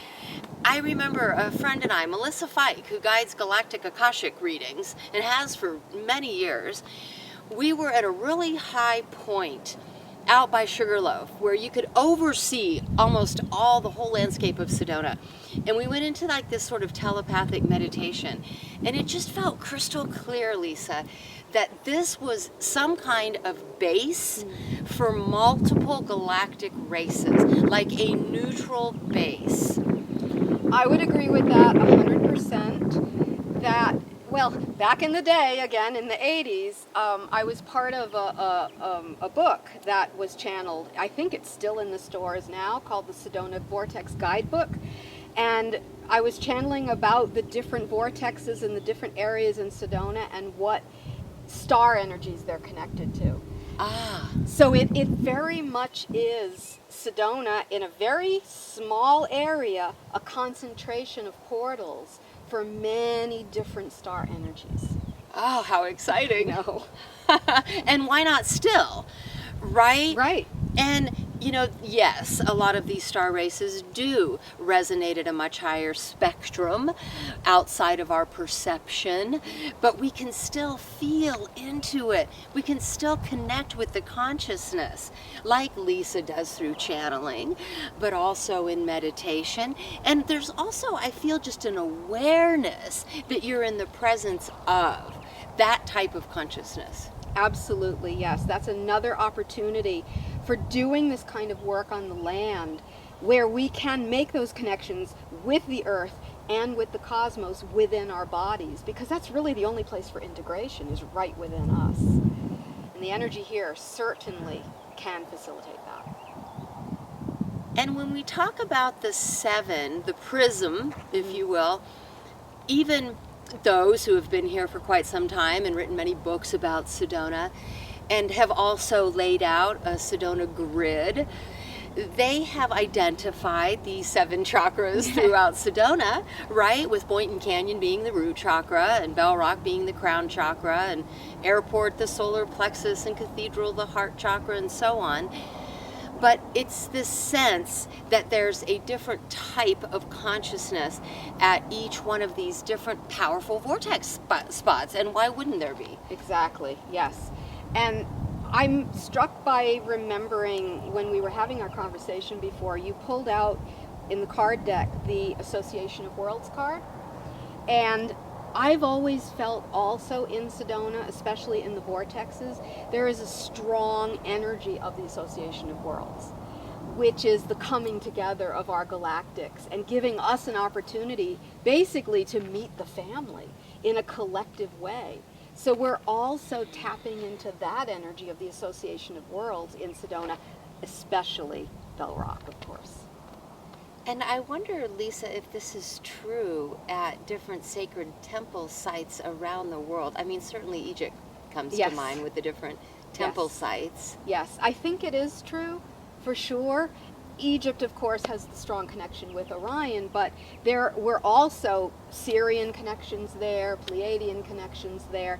So those sacred sites on our planet are like receptacles for that cosmic energy, to give us an opportunity, especially in the time now where we're moving from the winter cycle into the spring cycle, and we're waking up those seeds that have been planted within us. The sacred sites give us the opportunity to give us a boost of energy to start that awakening process and that remembrance. And what comes to mind here in the desert Southwest, I'm a tour guide for tourists coming as well as people seeking a spiritual adventure. And one of the stories I like to tell and share, of course, is about the Hopi. And if you lived here, for any amount of time, you know that the Hopi consider Sedona sacred ground. And like the Yavapai and the Apache and the Navajo, they won't reside here in Sedona because they do believe it's not a place to reside or do business. It's really a place to come for ceremony and worship, which they do. And they come here and they do their Kachina dances, they do ceremony and ritual, which is very beautiful. The Hopi story to do with Sedona and just this desert Southwest region is that during the time of the Great Flood, they were ushered into the inner earth by the ant people. Who would you think those ant people might Founders. be? Okay. Which is ushered into the inner earth is like the coming back together for the for being in the womb and growing in the womb before maybe another rebirth into physicality. I like that. And they say that the time of the Great Flood was the end of the Third Age, and that when the floodwaters receded, they emerged through a sipapu, a dome in the Grand Canyon, and they said when they emerged that they entered the Fourth Age, and there they were met by their god Masao, a blue-faced Kachina from the star Sirius B. Yes. I didn't know that story, but it makes perfect sense to me because very often the blue-skinned gods are equated with Sirius, and you look at that also within ancient India as well. Right. Yes. Their gods have blue faces. Yep. Sure. Yeah. And so then this god Masao led them to the 3 Hopi mesas north of Flagstaff, which archaeoastronomy shows are perfectly aligned with the 3 belt stars of Orion. What a surprise. Once again reminding us that one of the reasons we are here is the path of integration. For 3 always represents, at least in Syrian teachings I've received, one polarity, its opposite, and the integration of the 2. So the 3, when you have that type of 3 pyramids, is really a strong message pointing us toward our own integration of polarity. And they say that today, those blue-faced Kachina still land on the San Francisco Twin Peaks and come down and live amongst them as family, teachers, healers, guides. That is very true. we know some people that are connected with some tribes, not in Arizona, but who have ongoing contact with star people, and they are indigenous. And it's still ongoing, but it's not publicized because of how sacred it is. It would be totally misunderstood, and of course then everybody's going to be driving out there trying to get in on the action, right? So that sacred contact is still happening to this day, though on a lesser level, so to speak, in a more silent way, until it becomes more open again. In honor of our beloved past friend Clifford Mahudi, who I spent quite a bit of time with out here in the Red Rocks and out at the V-Bar V Ranch that's just off of 17 here. If you were to go right off of 17 instead of left into the village of Oak Creek, you hit V-Bar V Ranch. And out there's a big wall with all kinds of petroglyphs on it, very accessible. I mean, you could see them at these other sites like Hunanki and stuff, but it's less accessible. If you come to Sedona, this V-Bar V Ranch is very accessible, and you get to see this big wall full of all these petroglyphs. And so I went there with Clifford Mahudi, and he was showing us all of the petroglyphs that were representative of the different star people who came here and walked amongst the indigenous tribes back in the day, when you had the early Yavapai, the early Apache, the Hopi, and also you had what they called the Sinagua, who was a name given to them by the archaeologists who discovered their ruins. But at the same time, they were sort of a local group that migrated through this area and built like Montezuma's Castle and Tuzigoot and such. That's fascinating. I don't know a lot of the Earth history. I know more of the galactic history, but they definitely align. And it's so important that our indigenous teachers that are still here, that still hold those memories, begin to pass them to people like you and others who can preserve them in a sacred way. Yes. So here we are in this powerful spiraling vortex, feeling these high vibrational energies, and I don't know about you, but I'm moving into a relaxed state of just feeling really content, really grateful and blessed, Lyssa, for being here with you, and Ron, and just grateful to Sedona herself, the goddess Sedona, for providing this beautiful Red Rock temple city for us to enjoy. Mother Earth, Mother Gaia. I'm starting to feel... Okay. I think you knew that, right? Yes, somebody's there wanting to give a message.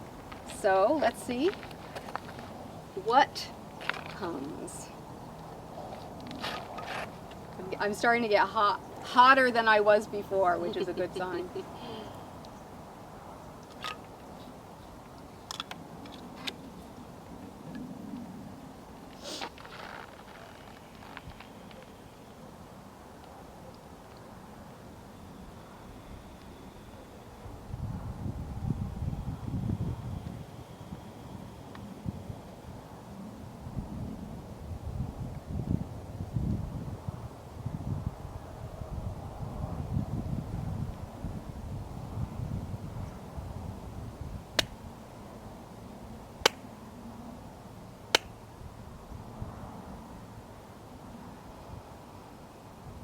Greetings, my friends. It is I, Hamón.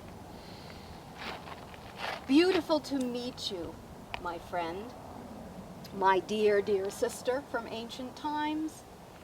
For those of you that do not know us, we are from the Sirius star system, and we joke with those with whom we speak that whenever the channel is outside, we push Sasha the Pleiadian away because we are the ones that want to come and celebrate this beautiful land and the beautiful energy that is here in Sedona.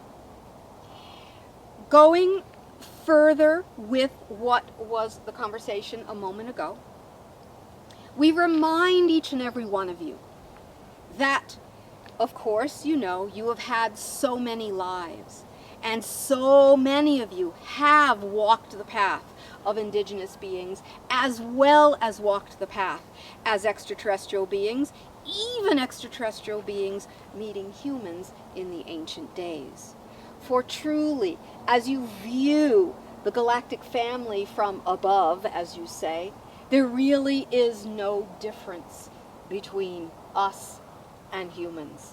We are simply, as you so eloquently said earlier, are different pieces of the disco ball, yes. So we want to throw the ball to you then, for now, and are you inspired at all to converse with us in any particular way? I would absolutely love to. Please. In the early days of this Crystal Temple City, were you present with the Hopi? And if so, how were you serving them at that time? When we, my people, now we are talking very, very ancient, so you could say it is a different form of my people. When we were present working with the Hopi and other indigenous civilizations on your world, it was for a purpose of grounding truth and the energy of the sacred into the very foundation of the DNA and let's say the light DNA memory. Now we have to say, though Sirian energy was a part of this, Pleiadian energy was a part of this, even in the ancient days, it would go back as far as founder energy, though not in terms of physical contact, but more in terms of contact with what you would call the medicine man or the shaman. And also Arcturus energy as well, because it was really understood at that time that humanity would benefit from having this groundedness of the wisdom that can be carried from age to age to age until it got to a point where the seeds or the ground was fertile enough to begin to sprout those seeds that had been planted so long ago. So yes, we have been present with the indigenous people of your world in various forms, really since their origins as well. Can you tell us about your connection to the Dogon tribes of North Africa? Yes. The Dogon tribes have a stronger genetic connection to us because of agreements, of course, we've made with them that allowed us to live more openly among them in ancient times, and in some ways that were appropriate and not creepy, as you would say, intermix with them in a sacred way for sacred purposes in order to ground your galactic wisdom and galactic energy into the planet. No one's ever really asked that question, so you brought out an answer perhaps we have not spoken about before. It seems that the Syrian beings who visit the Dogon tribes have taught them very deep knowledge around how creation came into being that only recently theoretical physicists have discovered. Are you still visiting the Dogon tribes and sharing this type of knowledge and wisdom? Right now, the primary contacts are what you would call through channeling or sacred practices, through consciousness. Though there are sometimes some physical contacts, they are more rare now than they were in the ancient days, simply because of the state of consciousness on your planet. But that may change in the future. And we can only hope. Egypt. Yes. Many say Isis originated from Sirius and Osiris from Orion.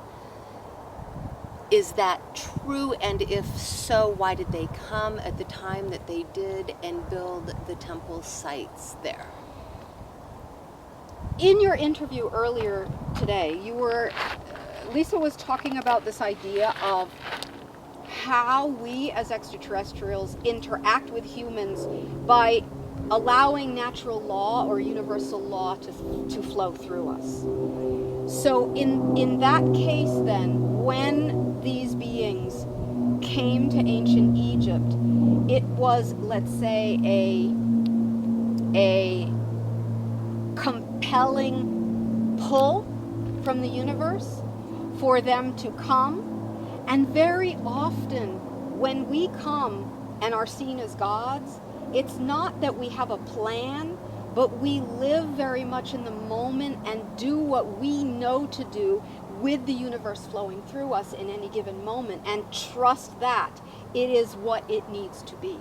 So in those ancient times, you could call it perhaps a nodal point in history, and there are many of those on your world.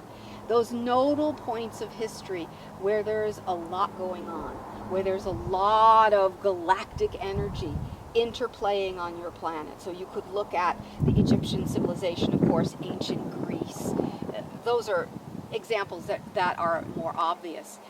And if we could say their conscious knowledge of why they were there, if we could summarize that, because why they were there was a lot bigger than what their conscious knowledge held, which was to help humans learn to navigate the challenges ahead through their consciousness. This is one of the reasons for the different types of initiations in ancient Egypt.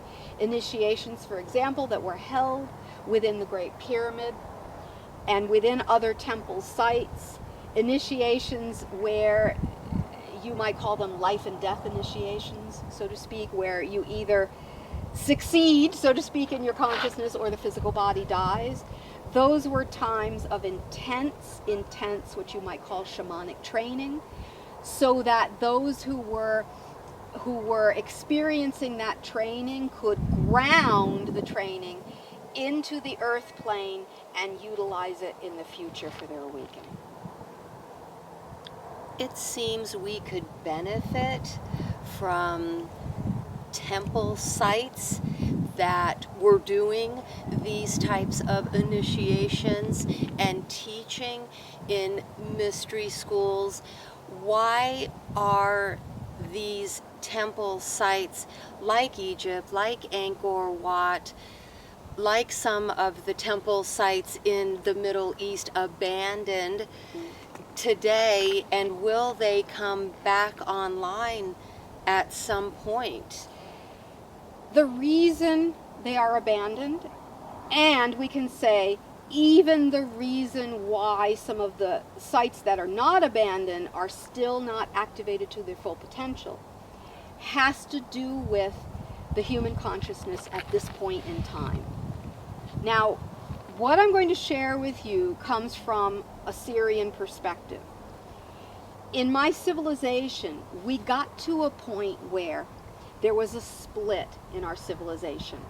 There was a group that wanted to integrate and grow and expand, and there was a group that would not look at their own negativity or their own darkness, so they could not expand. And so that group of those that would close themselves and not look at their own shadows and not take responsibility, we're going to be dramatic, okay? We don't mean to be dramatic. It's for the purpose of the analogy. That energy infected the whole. So in my world, it became very difficult for those that wanted to grow and to expand to, in a sense, swim through the energetic sewage of those who would not look at the shadow. So now we go to Earth. Now, you on Earth as a civilization are very much following a kind of Syrian template, though not as intense as what we experienced during our time. What this means is that there are on your world many individuals who are on a healing path, who are willing to look at their shadows, who are willing to process and are not willing to project their stuff upon others. And then you have a path of others who are not willing to do that, who only want to project what the unhealed things within themselves onto others. And so you're seeing that kind of split begin to happen. So now we bring in the sacred sites and temples. Consciousness that goes into those sites, if they are fully activated, and the consciousness is not, in the person, is not integrated, or they are not on a path of their own integration, and they are denying the shadow, the intensity of that is too great. And it would be too disruptive and too disintegrating for a person. So the great consciousness of your mother modulates the energy of the temples and the sacred sites so that individuals who are unprocessed, who go into those sites, will not have a disintegrating experience. As the healing process on your planet continues and grows, as it is doing now, you'll find more and more temple sites, more and more power spots begin to be slowly activated more strongly when the consciousness of those who are not in a healing path can take it or assimilate it. Do you understand what we mean? I do. So it's a long answer to your question. It's like gauging the general level of consciousness on the planet to be in a state of preparedness before those temple sites were activated to prevent further fragmentation. Exactly. Perfectly stated. Because we go back again to what you were talking about earlier today about how even though it doesn't appear that way, you are all one. So this modulation of the planet's energy is one part of yourself as the one caring for another part of yourself as the one, to make sure that all parts have the opportunity to not fragment further, but to grow at the pace they are able to do so. With such a diverse level of evolutionary development on our planetary sphere, if there were to be, say, the end of a game and the beginning of a new one, where some were able to, who have mastered this game, advance to the next level of the game, at that same time, would there be those who would play the game again? Does that make sense? Yes, we understand what you're asking, but we're going to insert another element here that is very challenging for even the most spiritually advanced humans to digest. And it has to do with the idea of frequency and how you are existing in every moment on a multitude of frequencies that are slightly off from each other. So we'll give you an example. Let's say that you are on a path of your integration and you're moving forward with that, but your friend is not. Now, what happens? People often make a story about how they're going to disappear suddenly or something is going to happen, but it's actually much more subtle than that. As you shift, you are pulling in your version of them that is compatible with the version of you that you are becoming. So you might not notice a dramatic shift with that person unless it's necessary for you to see that aspect of it. So there is so much going on, simultaneously, in every moment as your consciousness shifts and rises and falls in frequency, you pull in the reality that is compatible to that frequency. Which makes it confusing, because it's like being in the funhouse mirror, right?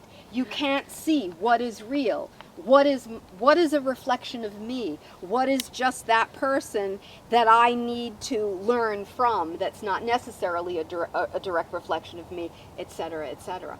That's why always the first stop on this journey is inside. Always, always, always tend your own garden, tend your own energy, and allow the external reality to do what it's going to do, and recognize how significant your even little changes become.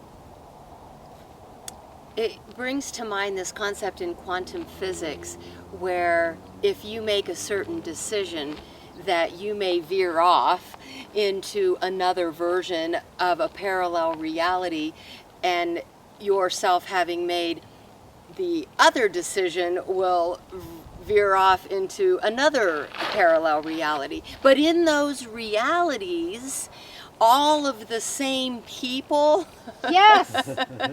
Yes. are there with you. And so is it really your individual reality, and you're projecting these people around you? You're reflecting one another? Let's add another issue of complexity, or maybe simplicity, depending on how you look at it. You, Suzanne, in this reality now, you have an ego structure, and we are not using ego structure in a negative way. The ego structure is simply your anchor that keeps you in separation for the purposes of you needing to be here. So, unfortunately, the human ego has a tendency to think it can control, or it should control, its reality, and therefore other parallel realities it should understand too. But if we are looking at this idea of fractal realities, slightly off in frequency, as you were talking about, each of those fractal realities has its own ego structure that thinks it is the only one too. Mm. So this is where it becomes, as you say, what is your term? We won't use the swear word, but it's a mind F. Yes? Certainly. Because the ego, literally the human ego, cannot track this. Mm-hmm. But if you, as the quantum physicists are starting to understand, if you begin to understand the concept, then how you understand it more deeply is when you move in your consciousness, like in meditation, for example, and even in contact work, beyond the ego. Then you have a feeling of it where you grok it and you understand it in a way the human ego mind is incapable of doing so. Mm-hmm. And so overall, it feels as if all along this consciousness journey here on planet Earth, of the utmost priority is the inner self and the development of the inner self, because that really is what dictates the outer world. Exactly. All you can work with is what you have available to you. And what you have available to you always is your inner self. So if you start there, everything takes care of itself. And at any time that you might think, reality isn't what it should be, no, that's the ego judgment of it. It is not the view of the one, because from the point of view of the one, it's supposed to be skewed or distorted. That's the whole point of this experience. But also the other half of that point is the disentanglement of yourself from that distortion. And again, only that can be done starting within. Mm-hmm. On the journey from polarity back to unity. Exactly. Exactly. Well, thank you very much, Hamón. You are most welcome. Thank you for allowing us to come and play in the Red Rocks. We will, of course, be here playing with your group in September, so we look forward to that. And for now, we send you and the viewers much love. Thank you. Join us in Sedona for our Sedona Transcendence Retreat. Sign up for Lyssa's workshop and outdoor journey. Just visit SedonaTranscendenceRetreat.com.